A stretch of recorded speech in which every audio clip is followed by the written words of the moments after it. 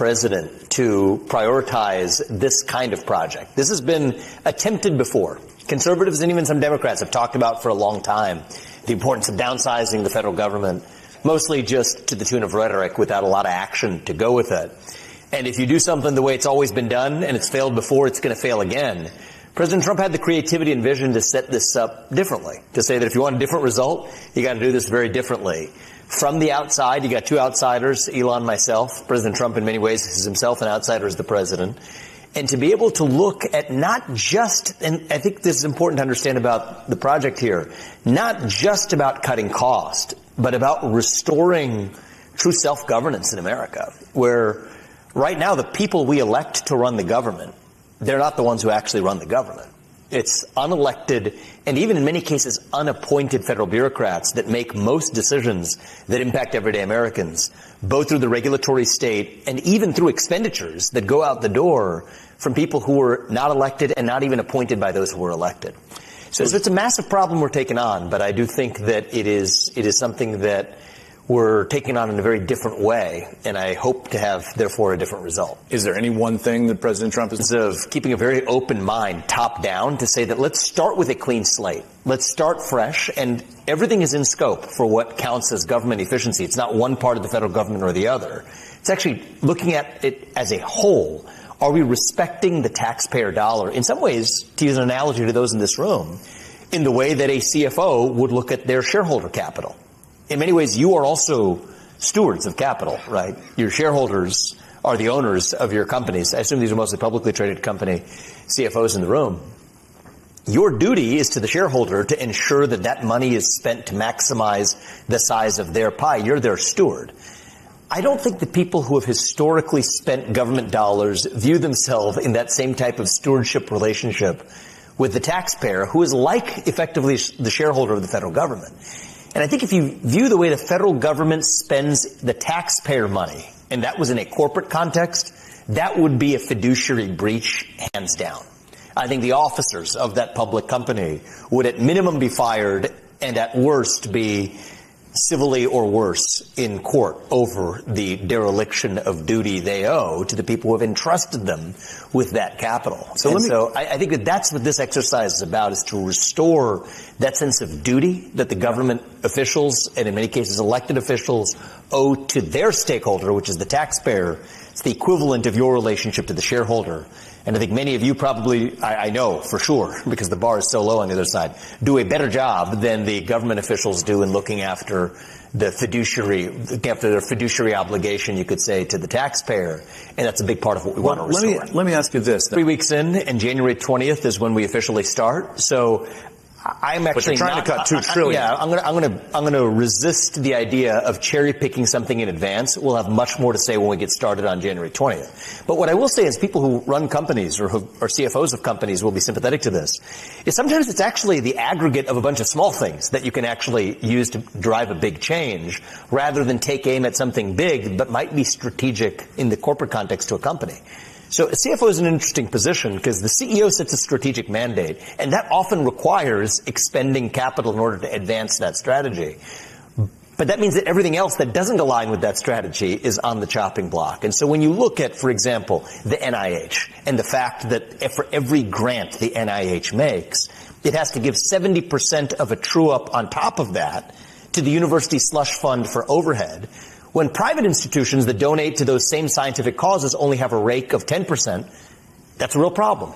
For taxpayer perspective, it's not a huge dollar amount individually that NIH grants add up to. You're talking about billions of dollars in aggregate. It's not small money. But in terms of moving the federal budget, is that one cost going to do it? No. Talk about foreign aid to China, which I posted about yesterday, right? We're giving foreign aid to China, but we're actually using Chinese borrowed money to do it. So we pay back the borrowed money with interest, but then part of that, even if it's a small amount, goes back to actually aid to that very country. So I actually think that there's a case to be made for looking at the aggregate of a bunch of the small expenses that fly below the radar of actual scrutiny. And in many cases, that adds up to something that could make a dent, even in the comparison to big expenses. So I wouldn't understate the importance of that. Yeah, and it's crazy, too. Broad principle, the people we elect to run the government aren't the ones who run the government. And we fought a revolution in 1776 expressly to ensure that we had that chain of accountability. That's created this leviathan of an administrative state, the millions of civil servants who were never elected or even politically appointed to their positions.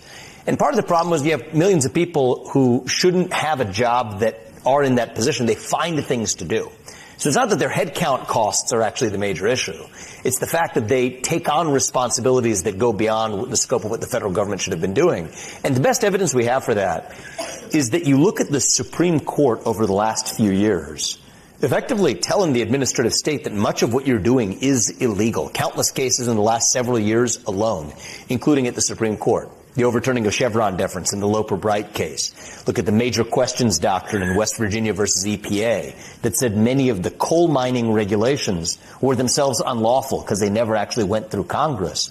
What we have right now is hard evidence. This is not a political opinion. This is hard evidence delivered by the Supreme Court that much, if not most, of what the federal regulatory state is doing is on its terms right now illegal and unconstitutional.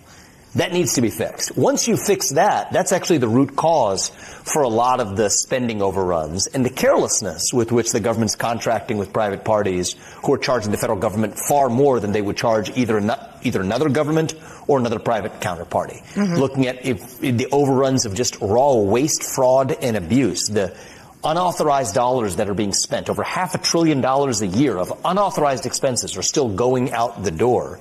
You look at the way in which that money is being spent through Medicare, Medicaid, Social Security.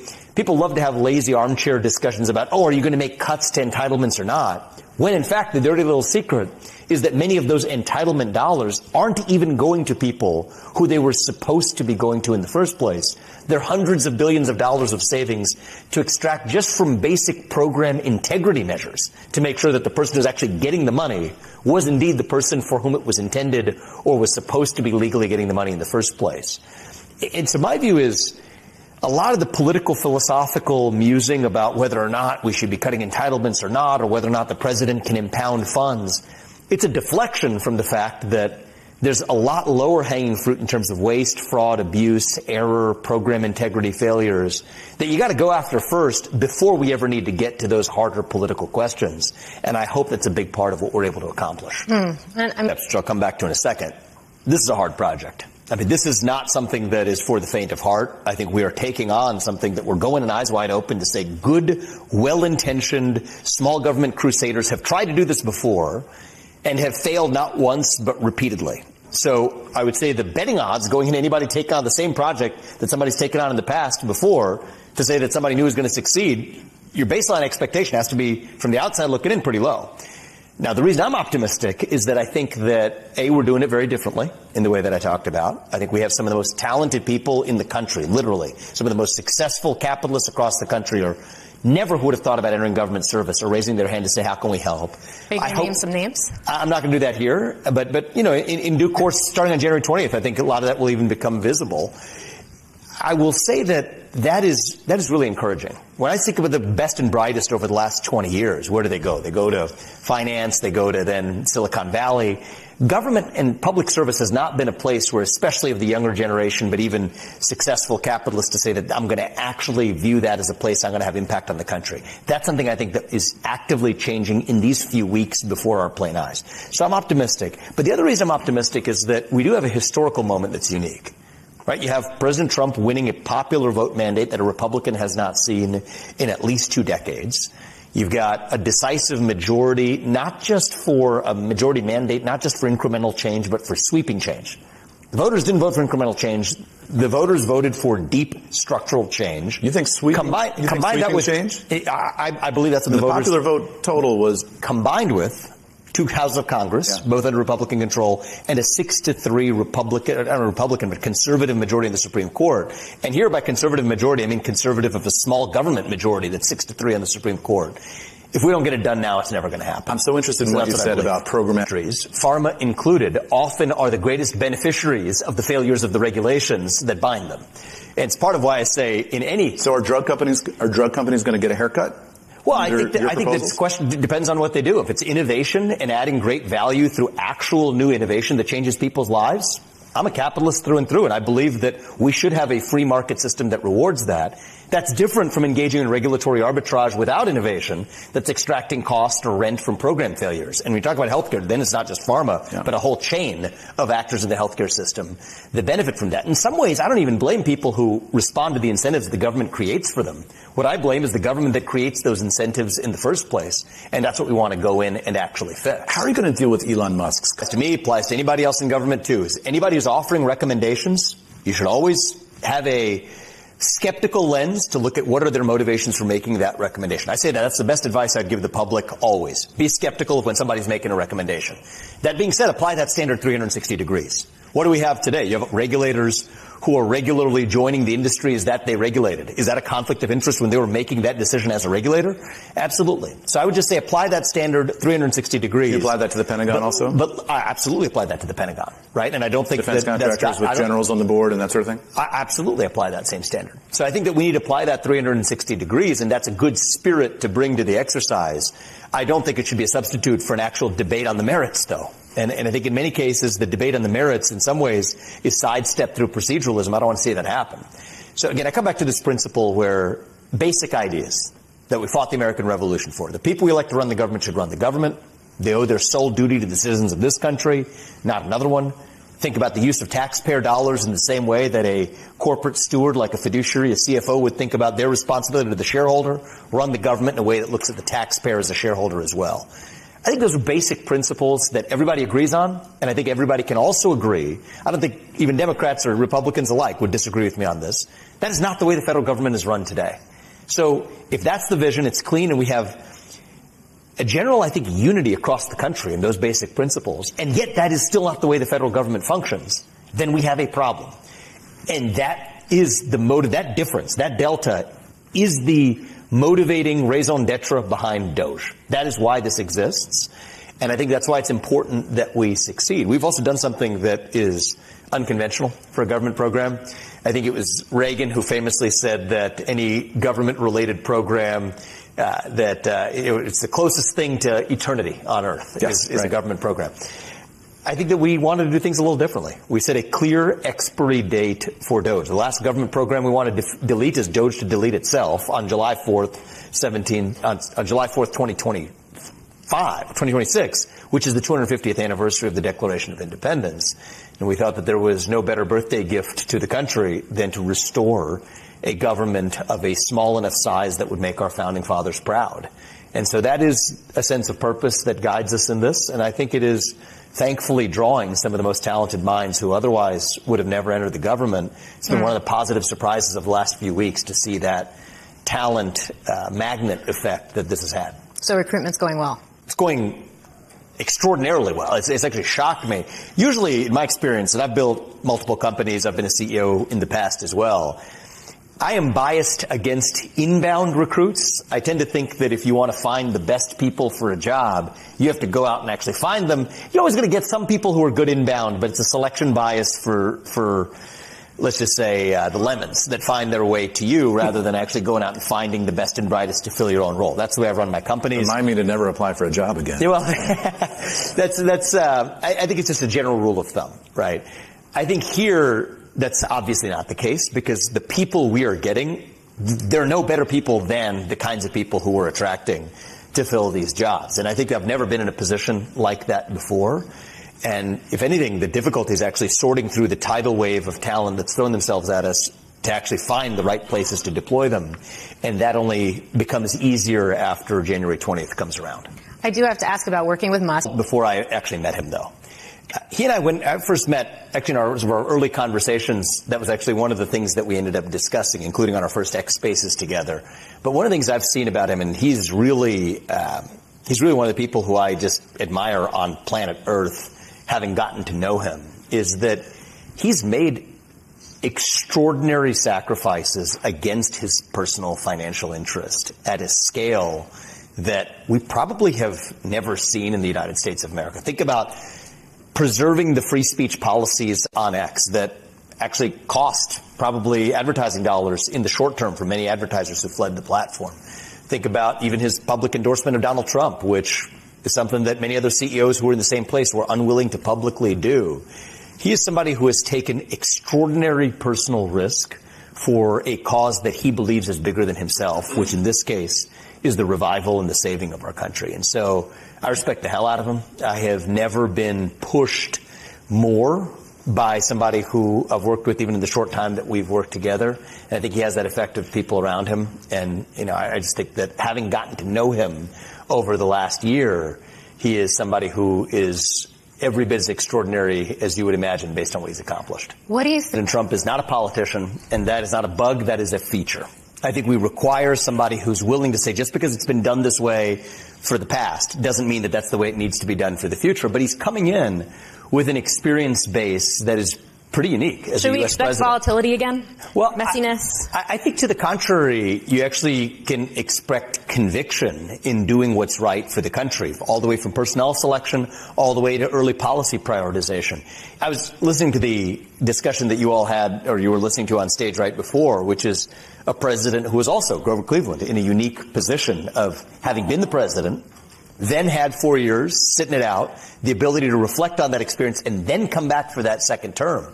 That's a rare thing in American history. And so this is a once-in-a-century opportunity that I believe we've been given. It is a great gift as a country to have been given a president who, obviously I supported President Trump, and and I stand by it to say that we had a growing economy, we had declining illegal entry into the country, we were not involved in major conflicts around the world, there were no major conflicts in the Middle East or Russia, Ukraine, and to say that those were 4 great years as a president. But what I believe is that this second term will even outshine that first term because of the experience that he and the people around him bring in a way that is rare in American history. And I do think that his creativity in thinking outside the box, I think, is going to be an attribute that helps the country. I want to go back to this country. The conflict of interest that most people have as CEOs is that they're not willing to actually say in public what they say in private. And even many people who supported Donald Trump, I know many of them right now, were afraid to say it until after he won the election, and now they feel like they have to say it in a delayed basis. Elon is a rare person who spoke his mind, not when it was easy, but when it was hard, in this country and in our hour of need. I think he was an essential part of the revival and mandate that we have. But do you worry that the Chinese government has leverage over him as he's making these kinds of important decisions? No, I don't. I've gotten to know him. To the contrary, I believe that he's somebody who's going to stand for what he believes is right. And I believe that that's something that actually gives me, it makes a great honor to work with one of the rare people in America who's not only a builder, but also has enough conviction to actually share what his viewpoints are in a way that gives other people the courage to do the same. And I think that saving this country is going to require that. I know we do have this culture of fear that's caused people to have fear of losing their job. Maybe, I don't want to speak for maybe many in the audience would worry about that culture of fear, even in corporate America over the last several years. And I think the beauty of this moment we're in is I think we can turn the page on that culture of fear of getting a bad grade for your kids in school, fear of losing your job in corporate America, to say that where we're going to get our country back is all of us starting to speak our minds in the open again.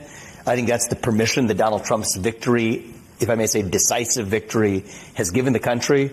We're seeing, I believe, the beginning of a new revival of self-confidence in America, a new kind of golden age that I hope starts over the next 4 years, but continues for many more to come. And I feel very good about it. We've got a couple of questions here on the... By the early positive signs we are seeing from Congress. I think that there's a DOGE caucus, a DOGE subcommittee. There's numerous bodies that have already formed in the House and Senate.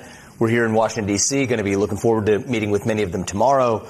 I think that there is an environment where people who are in Congress now, including those who have been elected, but also many who have been fighting this fight for a long time, feel like now is the moment where they've been given the ability to do what they haven't really had the license to do in the past. Until it comes to their district. But that being said, I think that ignores what can be done through the executive branch already. The executive branch has no obligation to send out a payment if it is wasteful or if it is known to be fraudulent or has a reason to believe that there is error associated with that payment. A lot of the regulations and the existence of the regulatory state we're talking about, those were never passed by Congress. In fact, that's the problem. Many of those regulations, in fact, if you think about most of the edicts that exist in America that stop an individual or a company from behaving in a certain way, they were actually never passed by Congress. Most of those binding edicts on your behavior as a person or as a company came from somebody who was never elected to their position and historically was viewed as unremovable from their position. See, that's not a democracy, but the good news about that is that type of change can be driven through the executive branch. If the executive branch caused it to come into existence, the executive branch can cause it to come out of existence as well. And I think that that first leap of fixing that problem will hopefully set an example and show the country these are the wins we can score for the American people, how to make people's lives better, how to restore the American dream, how to restore our civic self-confidence in self-governance, to say that if we've done it that much through executive power in a proper way, I hope that will give courage to Congress to make the kinds of decisions that they may not have made in the past before, to say that this is actually how you serve all Americans.